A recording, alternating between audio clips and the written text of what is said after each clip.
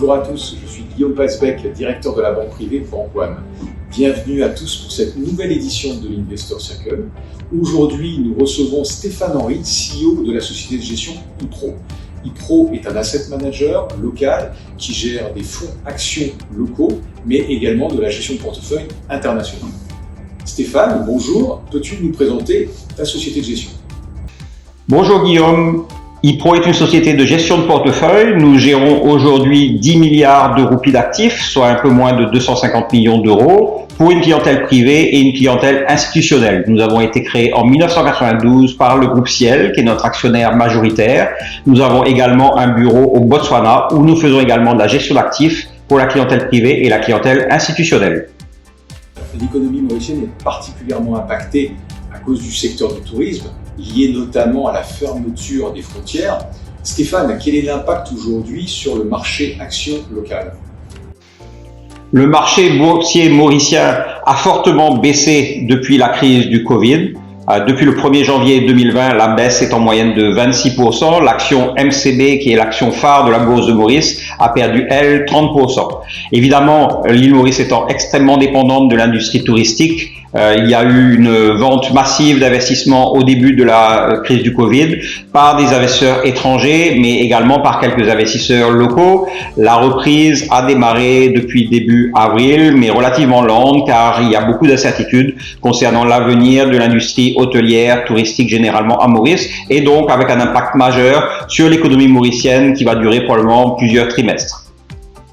Alors dans ce contexte, est-ce le bon timing pour investir sur le marché actions?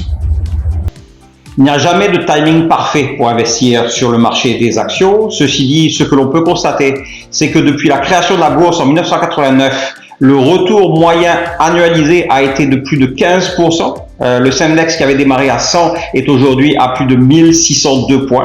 Donc 15% de retour, et en plus on peut ajouter les dividendes de 3% par an. Donc nous avons un retour moyen annualisé depuis la création de la bourse de 18% par an.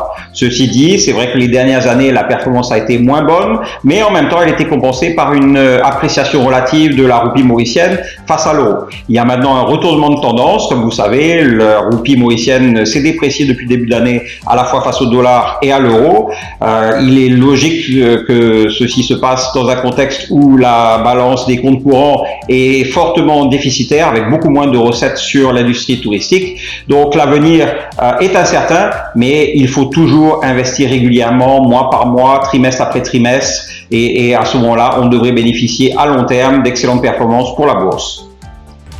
Alors effectivement Stéphane, d'ailleurs c'est pour cette raison que tu mets en place pour certains clients des achats programmés mensuels afin de lisser les investissements dans la durée. Peux-tu nous préciser aujourd'hui quelle est ta stratégie de gestion? Notre gestion d'actifs se compose à la fois d'actifs internationaux, en actions, obligations via des ETF ou des fonds d'investissement, et également des actions sur la bourse de Maurice et des obligations du gouvernement mauricien. Le profil de risque est déterminé par chaque client et nous devons le respecter absolument. Les décisions d'investissement sont prises de façon continue. Depuis 2019, nous avons une stratégie relativement prudente en ayant favorisé des fonds alternatifs, notamment l'or qui a une excellente performance depuis un an. Et nous revoyons aujourd'hui la composition de nos portefeuilles afin de tenir compte de la fin du Covid-19 et des perspectives de reprise économique de chaque pays et chaque secteur d'investissement. Stéphane, quelles sont tes convictions pour les mois à venir? Quelle thématique, quel secteur vas-tu privilégier? Notre conviction principale pour le futur est que les marchés des actions généralement devraient continuer à apporter des retours très intéressants pour les clients, que ce soit aux États-Unis, mais également en Asie, mais aussi à l'île Maurice, où nous pouvons toujours dénicher des valeurs intéressantes. Donc l'allocation d'actifs va dépendre des perspectives économiques de chacune de ces zones, mais elle aura certainement encore un focus sur les actions par rapport aux obligations qui, dans un contexte actuel de taux d'intérêt très bas, n'apportent pas les retours qui seront suffisamment intéressants à notre avis. Donc focus sur les actions et avec trois grandes zones, les États-Unis, l'Asie, mais également la région où il y a toujours des opportunités intéressantes. Alors merci Stéphane pour cette analyse. Merci à tous d'avoir suivi cette vidéo. Je vous dis à très bientôt pour une nouvelle édition de l'Investor Circle où nous inviterons d'autres jeunes.